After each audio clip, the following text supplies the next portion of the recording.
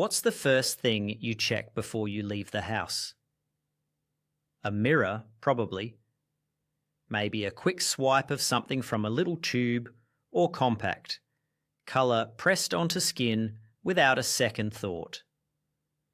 A woman in a cave on the southern coast of South Africa was doing something startlingly close to that, over 100,000 years before there was glass to check her reflection in.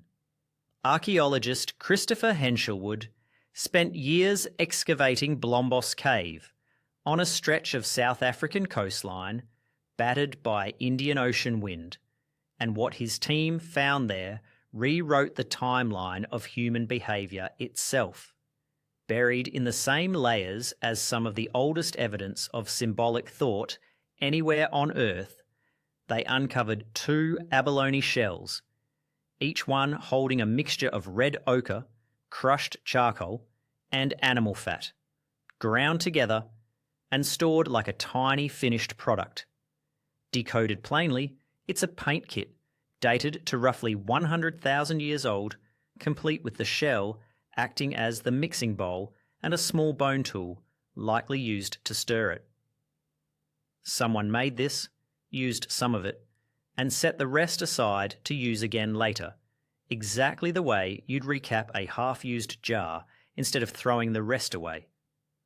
Why would anyone bother grinding pigment that carefully, that far back?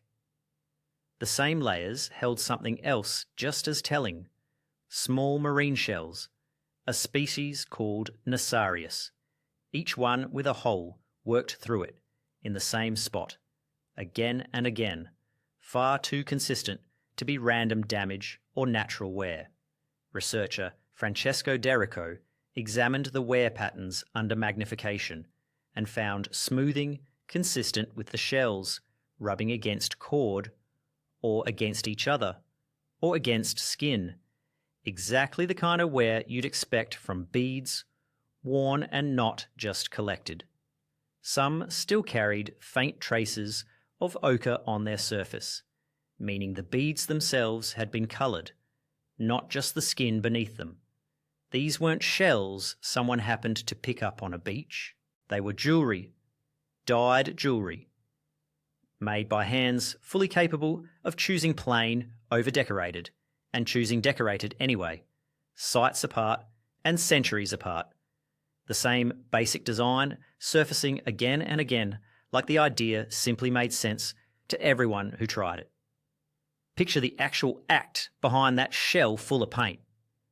Crouched at the mouth of the cave, grinding soft red stone against a harder one, working in a few drops of fat until the powder turns to paste. Then fingers, drawing colour across skin or across someone else's. The same unhurried attention you'd recognise in anyone doing their makeup in a mirror this morning, just with ochre instead of a palette and firelight instead of LED bulbs around a bathroom mirror. Here's where the story gets more complicated than ancient lipstick. Researchers don't agree on a single reason ochre mattered this much. Some of it likely served a practical role. Red ochre has been shown to offer some protection against ultraviolet light, and its texture may have helped in tanning hides or repelling insects, which would make it less decoration and more sunscreen with a side effect. But the deliberate, repeated marking, the careful matched holes drilled into shells nobody needed to eat or use as tools, points hard towards something else layered on top of any practical use. Identity. A way of saying, visibly, which group you belong to, which rituals you'd been part of, who you were to anyone who looked at you across a fire. That's the twist worth sitting with. This almost certainly wasn't only vanity, and it almost certainly wasn't only survival gear either. The earliest evidence of human beings decorating their bodies looks like both motives tangled together from the very beginning, impossible to fully separate even with every tool modern archaeology has, the same way sunscreen today comes tinted, and the same way a natural glow foundation, still claims to protect your skin while also making you look a certain way to everyone you pass. Nobody back then was filling out two separate forms, one for medicine and one for appearance. It was one decision, serving both jobs at once, every single time the paste went on. You still do a version of all of this constantly, mostly without registering it as ancient at all. Colour pressed onto lips and skin to signal something about who you are today or who you want to be seen as today. A specific look that marks you as part of a group, a scene, a decade, a culture.